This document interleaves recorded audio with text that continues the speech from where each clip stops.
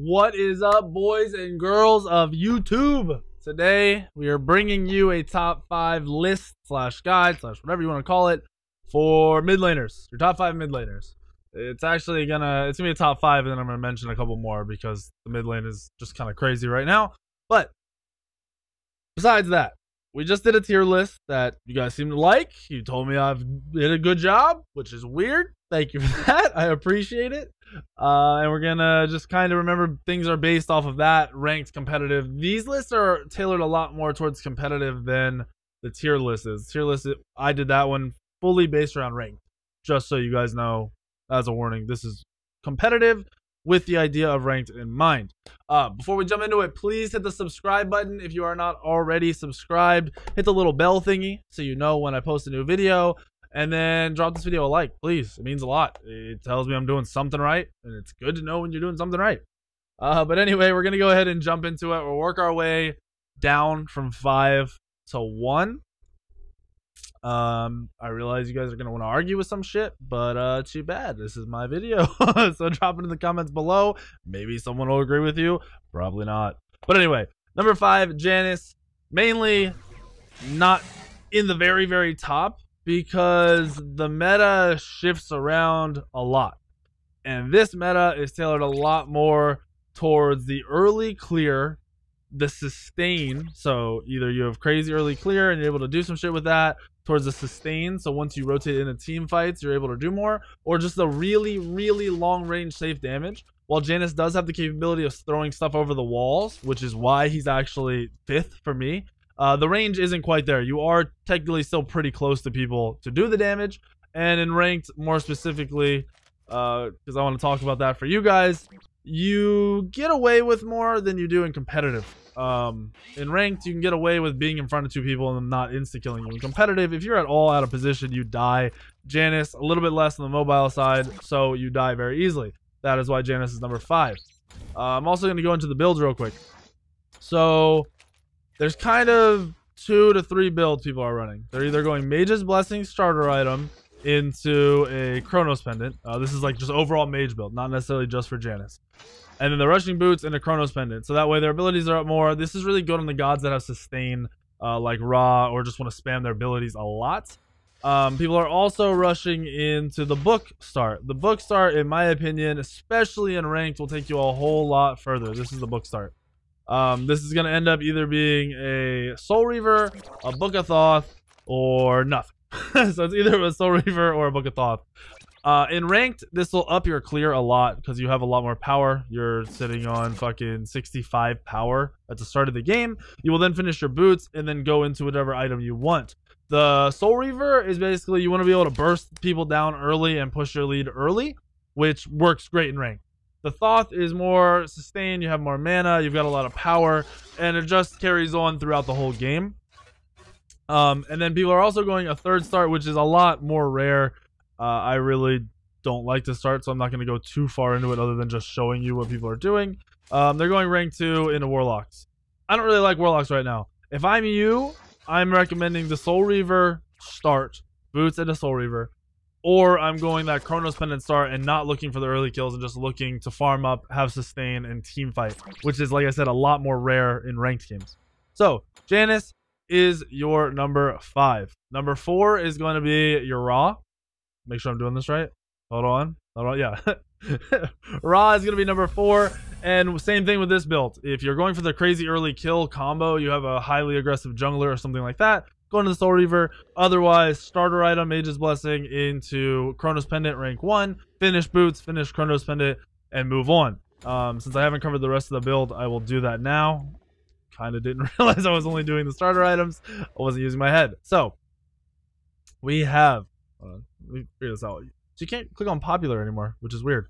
Anyway, so we're going into boots, Soul Reaver. Like I said, I really, really, really do like. Spirit Desolation gives you that CDR. And here's where the build can go either which way for you. Definitely on Raw, I am picking up the Chronos Pendant because you want to sustain. You have more mana. Your CDR is ridiculous at this point. You're sitting on 30% CDR plus the extra little bit.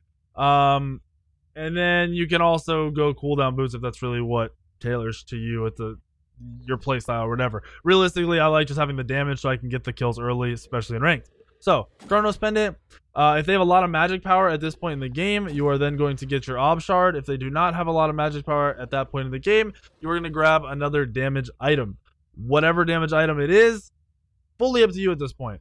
Ratatouille gives you a shit ton of power, just a more expensive item. So if you're farming well, Ratatouille is great. If you're not farming so well, maybe don't do that. Maybe not. It's kind of up to you, but maybe you don't want to be doing that. Outside of that, you can get an E-Staff for a little bit more damage and a little bit of health. You can get the Rod of Ass Claps, which is very specific to Raw. The Rod of Ass Claps will go a long way. So you can grab the Rod of Ass Claps. It's also a little bit cheaper. It gives you movement and health, so it's defensive. The movement can be used both offensively and defensively. Still gives you a lot of power and makes your healing more useful. So here would be my full build on Raw if I was playing the more team-based way. And if I wasn't playing the more team-based way, I would be going a Rod of Tahuti right here and going a full damage idea build. So that's my Raw build. And like I said, Sustain is in right now, so that's why Raw is doing so well. They buff some of the healing items, and you just see them succeeding. You see healing being very good. So you're seeing Raw, plus you have Raw who's got decent clear and really high burst, the ability to one-shot combo people, and the ability for your team to heal. Awesome. Number 3 on the list is going to be Reijin. I recommend the book start with Reijin as well, because your early clear is a hell of a lot better when you have that 60 power than it is when you don't have that 60 power. On top of that, I'd go pretty much the same build. Actually, this is the build I go on Reijin. Build's a little bit different. I would go ahead and get Shoes of the Magi. I would go ahead, I would get that Soul Reaver still, and then I would get a different pen item. I'd be getting Spear of the Magus. I would then be getting a Gem of Isolation. And with these 4 items in this order, you go from being a pretty good god to being one of the most annoying gods in the game. High damage, high burst, your penetration is there, so you're doing basically you're doing true damage pretty much, or near close to it. And then you have the double slow coming out of your 2 Gem of Isolation, which is disgusting. The combo is gross. Anyone who has their movement down and gets stuck with you hitting them with a 2-1 combo, they're fucked. They're dead. It is insane the amount of CC you're getting. Insane. Finish up the build with Chronos Pendant and then some penetration, and you're good to go with Reijin. Like I said, just a good control god that has high damage and is pretty safe because you have mobility. That is why he is number 3. Number 2 on the list is Agni, and Agni is fully because of the control. The control you get from Agni bombs is ridiculous right now. Play corners, play over the wall, you have the stun combos, full build, your bombs are hitting for like 650, 700. It is nuts. And then number 1 on the list is gonna be Thoth. Thoth is just insane right now. The range makes him deadly at all points in the game. His early clear with a book start or just one of the more power based starts, your clear is amazing. You can be super aggressive, hyper aggressive when you're paired with the right junglers. If you're paired with anything that fights early, Thoth kills it, which is kind of anybody in this meta. You've got Thor that can fight, Serket that can fight, Wheelix that can fight, Rat that can really, like a rat and Thoth into somebody that doesn't have beads, they're fucking dead at like level 3. It's insane. So the fact that he is early clear, he's got late game, immense late game potential, super long range, can be aggressive when need to be, is safe because of the dash when used correctly. It just makes sense for Thoth to still be at the top, and that is why you see Thoth at number 1. So those are our mages that I'm covering. Baron would be number 1 right now, but he's getting nerfed, so we'll see where he ends up.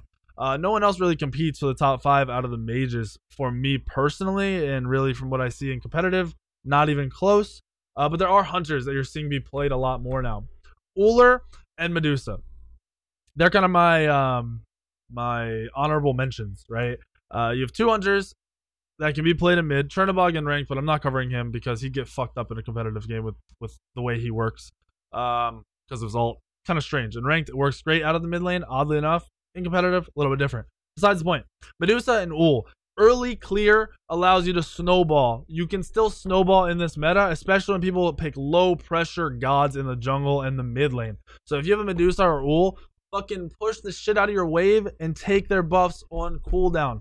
Fight on cooldown. You have ridiculous potential. Ul way more on the kill potential side. Medusa way more on the just, I'm going to poke you and you're always going to be fucked side. Ul can poke too, but Ul can really just 100 to 0 somebody, especially with a jungler.